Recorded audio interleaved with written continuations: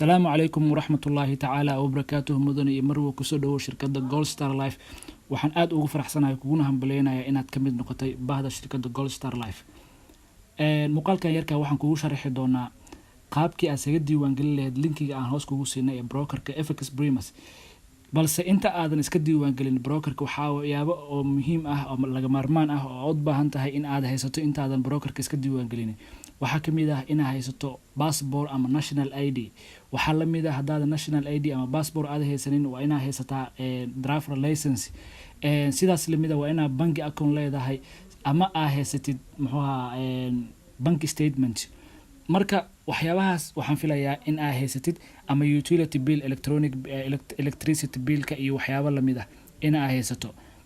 intaas markaa kusoo gudubno waxaa sameyn doonaa hadda step by step u sameyn doonaa qaabka isaga diiwaangelin lahayd brokerka linkiga markaa ku dhufatid waxa ugu horeeya kuusoo bixi doono waa sidaan markay kuusoo baxdo meeshaan ugu horeyso waxaa geli doontaa magacaaga last name-kaaga email-kaaga wadanka aad joogtid iyo teleefonkaaga waa easy waa insha allah horaan ka bilaabi doonaa inuu video nagu soo dheeraado ma rabno for example magacayga Asad Cali haddaan ka bilaabo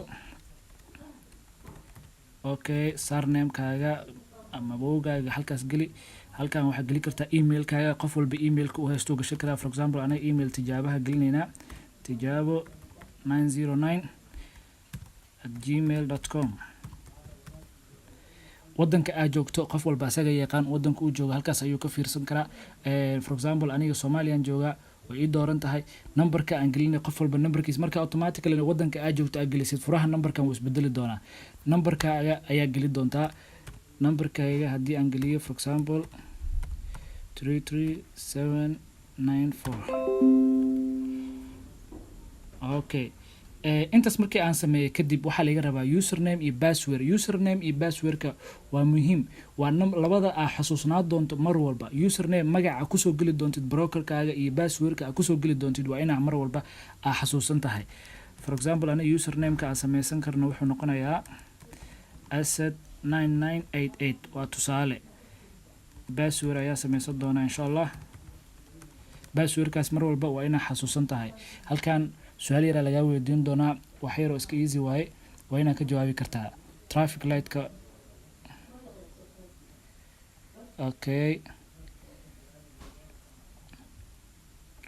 okay waa ka gudubna halkaas registerna waan leenahay meeshaas waan ku dhufanaynaa marka meeshaan aan marayno automatically waxa sidan waa isku diiwaangelina laakiin waxyaabo badan oo dhiman email ayaa noo soo dhici doona email-kaagi halka hore aan soo gelino ah tijaabo 909 email-kaas ayaan ku laaban doonaa waa aragtaa in iska diiwaangelinay oo nagu la hambalyeynay in iska diiwaangelinay brokerka FX Primus email-ka linkiga waxaa la igu soo diray email-kayga aan geliyo tijaabo 909 marka waa ina email-kan dib ugu laabtaa email-kan si aan dib ugu laabto waa kan halkan igu furan yahay almost email-ka waa la soo diray verification email okay halkaas baan kali ku siinayaa waxaan leeyahay email-kayga waa helay waa inaan halkan ka cadeeyaa in email-kii helay halkaas ayaan kali ku siinayaa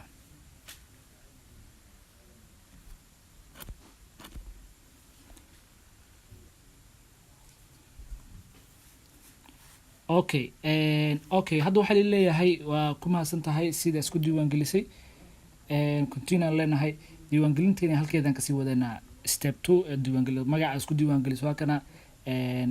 sida halkaas ku aragtay Asad Cali Maxamed ku diiwaangeliyay halkan marka waxa sameey doontaa waa inta ugu muhiimsan personal details-kaaga aad geli doontaa qof walba luqadda uu yaqaan asaga geli karo English oo haduu ku dooraya English aad gashan kartaa Carabi wax qof walba wax uu yaqaano ayuu gashan karaa address-kaaga marka waa muhiim marka address-ka qof walba meesha uu degan yahay for example aniga hadaan dhaho waxaan deganahay Taleex Hodan district Hodan iska dhexdarto Mogadishu Soomaaliya kan labaad waa iska optional city-gaaga Mogadishu okay state-kaaga waa Banaadir zip code-ka anaga isticmaalno wuxuu yahay waa +2 252 date-ka aad dhalatay taariikhda aad dhalatay qof walba isaga og taariikhda uu dhashay anaga waxaan gelinaynaa tusaale okay 2001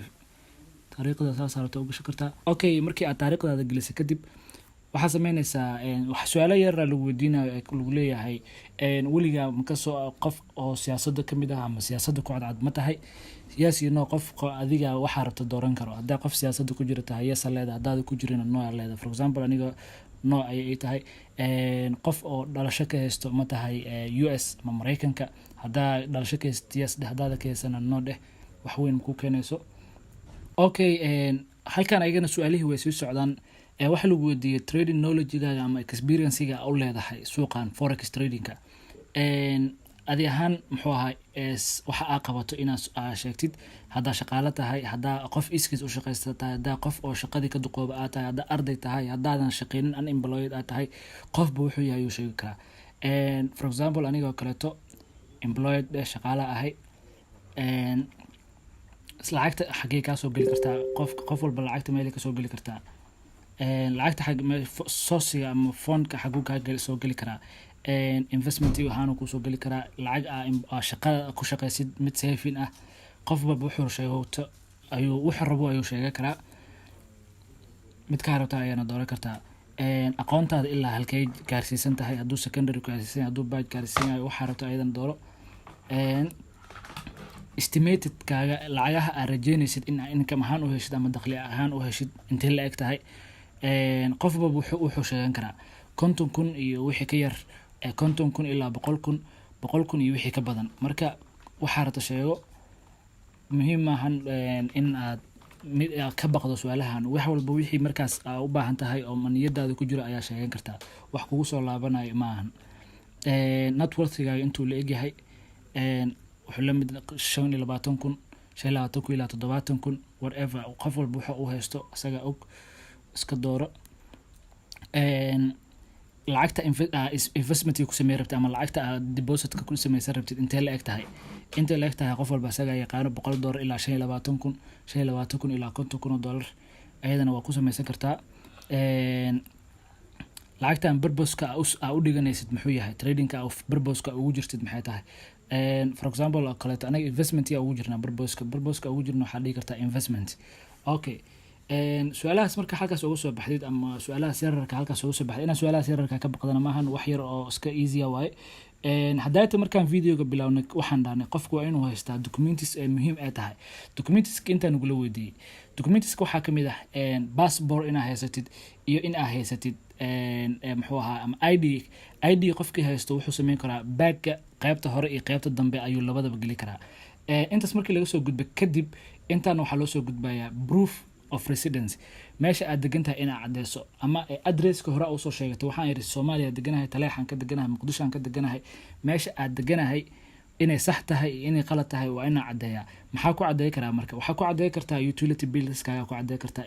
electricity bill kaaga ku cadeey kartaa waxyaabo badan aad ku cadeey kartaa ayaa jiro oo documentska warqadahaas aad gelin kartid sidaas lamid ah marka intaas marka cadee aad soo sheegtay kadibna waxaa leedahay waa submit gareynaysaa sidaasna waxaa ku heshay muxuu ahaa brokerkaaga isaga diiwaan gelisay haddii passportkaaga soo upload gareysid qaabka soo upload gareynaysa waa easy halkaas markaa kali ku dhifatid passportkaaga haddii aad haysatid kaliya meesha passportkaaga tagaysaa ku yaalo waa soo dhiganaysaa haddaa fahmi weysan insha Allah waxaa la soo xiriirtaa qaybta supportka ayaga ka caawin doona ama waxaa la xiriirtaa qaybtan FX Premiumska website-ka ku jirtid qaybtan chat-ka haddaa kala hadashid way ka caawin doonaan wixii markaas u baahan tahay okay waxaan meeshan soo geliyay passportkayga waa soo geliyay warqadii oo proof residency-gayga waa soo geliyay labadaas waa soo gashay kadib waxaa imaanaya meeshan hoose ayaa imaanaya ay ku qoran tahay trading account-ka qofka wuxuu dooranayaa akoonkiisa nooc uu noqonayo akoonkaaga nooc u rabtid nooc ugu fiican ee la doorto waxa waa ECN Premier Spirit leverage-ka waxaa dooran kartaa qofba intuu rabo dooran karaa laakiin kan ugu fiican waa 1 to 500 ila 1 to 400 mid ka rabto dooro 1 to 500 waa dooran kartaa marka ECN dooratid waa lacagta ugu yar aad dhiga kartid ECN marka doorato lacagta ugu yar aad deposit ku sameyn kartid waa $500 laakiin markii aad dooratid variable spirit aad dooratid $100 ayaa ugu yar lacagta aad ku sameyn kartid deposit-ka okay meeshan waxaad dooranaysaa lacagtaada nooc ay tahay qof walba waddankuu jooga sa yaqaano. For example hadaa Yurubta iyo joogtid lacag euro ayaa isticmaali kartaa, hadaa Ingiriiska meelahaas joogtid lacagta poundka ayaa isticmaali kartaa. Ani hadda waxaan isticmaalayaa for example USD lacagta dollarka. labadan meel waxaa saartaa check saaro and then saas waxaa ku dhameysay qaybtaadii labaad waa dhameysay submit ayaa leedahay. halkaas meesha soo submit qorantaa ayaad riixaysaa. markan waxaa ku soo gaaraya another email ayaa ku soo gaaraya oo ku sheegayo in aad wajiga labaad haddana ka gudubtay. waxaa kaliya sugaysaa in lagu soo aqbalo. waxaa lagu soo aqbalaya marka waxaa laga fiirinayaa passportkii aad soo dirsatay iyo proof residentiga aad soo dirsatay iyo warkii hadaata a meesha aad soo geliso ah inaad meel hebel degan tahay wadan hebel adresska noocaas aad isticmaashid ayaa laga fiirinaya. kadib waxa waaye way ku soo aqbalayaan insha Allah. haddii ku soo aqbali waayaan intaad kala hadli kartaa qaybtan chatka ayaa kala hadli kartaa wixii ayaga support gareynay. intaas kadib hadaa soo fahmi weyso bahda Gold Star Life waxay diyaar ku tahay in ayaga ku support gareeyaan nala soo hadal insha Allah, nala soo xiriir ayagana ku caawin doona wixii markaas u baahan tahay. intaas kadib haddii inta iska soo fahmi weysaan bahda Gold Star Life waxay diyaar u tahay in ay ka caawiyaan wixii kale oo ku dhiman insha Allah. okay sida aan aragno account-keena wuxuu ku jiraa pending ayuu ku jiraa ama wuxuu ku jiraa waiting list ayuu ku jiraa. waa la soo fiirinayaa documents-ka dhiganay inuu sax yihiin dhammaan. markii la soo hubiyo kadib ayaa account-keena approve nala soo sameyn doona. halkaas pending-ka noogu qoran tahayna waxay noo noqon doontaa active. kadib waxaan sameysan doonaa insha Allah lacagaheena deposit-ka ayaan dhigan karnaa. marka lacagaha deposit dhiganayso waa iska easy, wax saas u weyn ma ahan. lacagaha waxa ku dhigan kartaa intaan aragtid lacagaha ku dhigan karnaa broker transfer inaad sameysid oo bangi to bangi ah, in aad sameysid in aad isticmaashid credit card-kaaga oo ah visa card-kaaga iyo master card-kaaga inaad isticmaashid iyo inaad isticmaashid e-wallet ay ogol yihiin jiro dhowr xaba ayagana insha Allah waa arki doonaa screen-ka iyo waxyaabo la mid ah. okay markii intaas lagu soo dhameeyo kadib waxaa sameysan kartaa deposit ayaa sameyn kartaa. deposit-ka waxaa ku sameyn kartaa qof walba wuxuu rabo ayuu ku sameyn karaa. waxaa ku sameyn kartaa qofka visa card haysto, qofka master card haysto, whatever ay haysata ayaa ku sameyn kartaa. for example visa card ama master card mid kamid ah haysta, master card oo kale ay haysataa waa dooratay master card-kaaga ayaa dooratay. halkan waxaa sameynaysaa qaabka lacagta u dhigan lahayd. lacagta aad dhigtid muxuu ahaa in dollar tahay hadaataan soo sheegay hal automatically dollar xaggaasi ka soo qaadatay. lacagta dhiganaya intay leeg tahay qof walba asaga intuu dhiganayo. for example anaga $500 inaan dhiganay noo soo qaad magacayga inuu saan ahay wax laga bedeli kara maaha Asad Cali Maxamed inuu ahaa. credit card-kayga waa inuu magacayga ku qoran yahay. markaan ku leeyahay bangi account inaa haysatid muhiimadda noocaas ay leedahay. magacayga waa inuu ku qoran yahay, address-kayga lama bedeli karo, wax walba meeshan lama bedeli karo. kaliya marka waxaan soo sameysid oo lacagta aad dhigan lahayd aad soo dhigatid 500 aad dooratid magacaaga automatically meeshaas waxay ku wada jiraan address-kaaga ay ku wada xareysan yihiin oo email-kaaga halkaas kugu jiro. kaliya waxay kaaga baahan tahay inaad click siisid sidaasna waxaa ku dhigatay lacagtaada. intaas kadib insha Allah wixii sabooda u baahan tahay insha Allah email-kan hoos ku qoran ayaa noogu soo diri doontaan. waa idin salaamayna insha Allah wabillahi tawfiiq. wassalaamu calaykum waraxmatullaahi wabarakaatuh.